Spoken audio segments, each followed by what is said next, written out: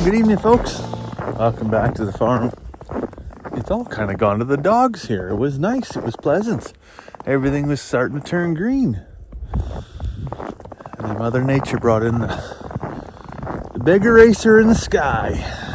We've got a whole pile of snow has already fallen. We've got about 4 inches here this evening. And looking at potentially another 6 inches overnight and into tomorrow morning. Now, we're just a couple days away from our first potential lambing date. So, this is where things get a little bit dicey, right? It was warm, it was fantastic, there was straw all over the bedding ground, it was just great. Couldn't ask for better. Now it's minus 10 right now. It needs to be minus 14 tonight.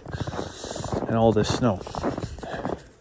You can imagine if you're a newborn lamb, what you're gonna do with 10 inches of snow. You're just gonna die. So we're gonna actually the wife already locked the girls in the barn. She's gotta work tomorrow. I've gotta work tomorrow. That's not ideal. Have everybody penned up all day. So gonna take a water tub and set it up in there. Give them a couple square bales of hay. So nobody's hungry, nobody's thirsty. Sounds like she's got the radio playing in there as well, so that nobody gets antsy. Now, as much as I'd like to leave the girls listening to Tanya Tucker all night, I got limited power in there. And if I'm gonna put water in there, and it's gonna be cold, I'm gonna need this bad boy. So, no Tanya Tucker tonight. All right, so I got my water all rigged up in my little trough there with the floating stock water heater in it. Got the girls a little liquid grain. I'm gonna toss them a couple square bales of hay in here as well, so they got some snacks.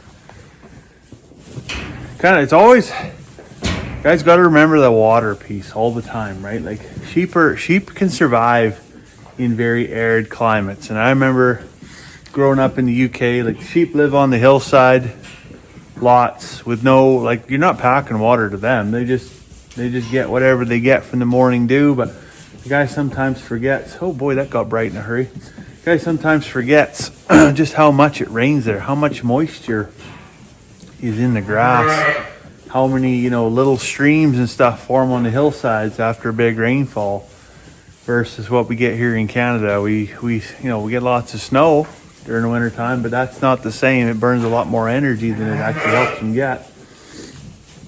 So when they get penned up, it's important that they get good, fresh, clean water, because although yes, they can survive, can they thrive without it? So that's the same for, there's the same for cows, the same for chickens, the same for horses, anything like that. There are studies out there showing that they can, especially with cows, right, that they can do it for sure. But you get into freeze-thaw cycles like we've had, and maybe the snow conditions aren't really, there's only so many popsicles you can eat to get hydrated in a day, right? What are you doing up there, kitties? Having the time of their life in here out of the cold weather. Yeah, I'm going to throw a bale in here. Hopefully these girls can settle down for the night. I don't think anybody's going to lamb tonight. This is just an insurance policy, right? If they were going to pick a time, if they could pick a time, it would be when the weather was as worst possible conditions it could possibly be, which is potentially tonight. So we'll pen them up. That way we know if anything bad's going to happen, at least it's going to happen where it's not as bad as it could be, I guess. I tell you, it's days like this, though, where you're packing water over from the shop, 2 5-gallon jugs at a time to fill these. I could have fired up the truck. It's hard to justify for the distances it is from the shop to the barn. Like, it's just across the yard. Like, it's not like I'm doing a 10K or anything like that. But it's far enough that it's really a royal pain in the behind. And it sure would be nice to have just sitting right outside that door. Whether it was that corner of the barn, it doesn't really matter. But just outside the front of the barn, to have a hydrant that a guy could just crack, fill up water jugs, bring a bucket in here. Man, oh man. there was a Ritchie Brothers sale today. It closed today. The wife sent me a link for a JCB rubber tired hoe, and I thought, oh boy, she means business about this digging a hole and digging a trench business, eh? But looked them up online. They were about 96 grand is what they were retailing for that model currently. The one at the Ritchie Brothers sale on Grand Prairie went for $57,000, significantly cheaper than what I was looking at. They also had a little Cat mini excavator. It wasn't a mini excavator. It was like somewhere between a full-size track hoe and a mini track hoe. I don't know what you would call that. Like if somebody showed up at site and said they were going to install a pipeline with that, I'd probably laugh them off the lease. But you know, for a guy like me, it would be like, okay, yeah, you could dig 9 feet with this thing, but it's not a giant machine. Anyways, it went for like 65 grand too. So cheaper to hire one out at that rate, that's for sure. Now the actual true like mini excavators, the ones that come in a sea can from China and they got a roll cage, but they've got no, like, it's not an enclosed cab or anything like that. They went for about $11,000 to $12,000. I don't know if anybody on here has got one of those. Of course, that number starts to get tempting, but like there's this thing in the back of my brain that says, I mean, if it needs an oil change, like you can't get a filter for it. If it's got problems with injectors, like you can't get, if the track comes, you know, whatever, like you're not getting parts for this thing. Like the first breakdown, you're just dragging it into the bush. Maybe that's true, maybe that's not true. So if anybody's got one and has had to do any kind of work or maintenance on it, I'd be interested to hear what you've got, what it cost you, and how readily available parts are. Because I mean, I'm just going off anecdotal knowledge, I guess, and maybe a little bit fearful to pull the trigger on something like that.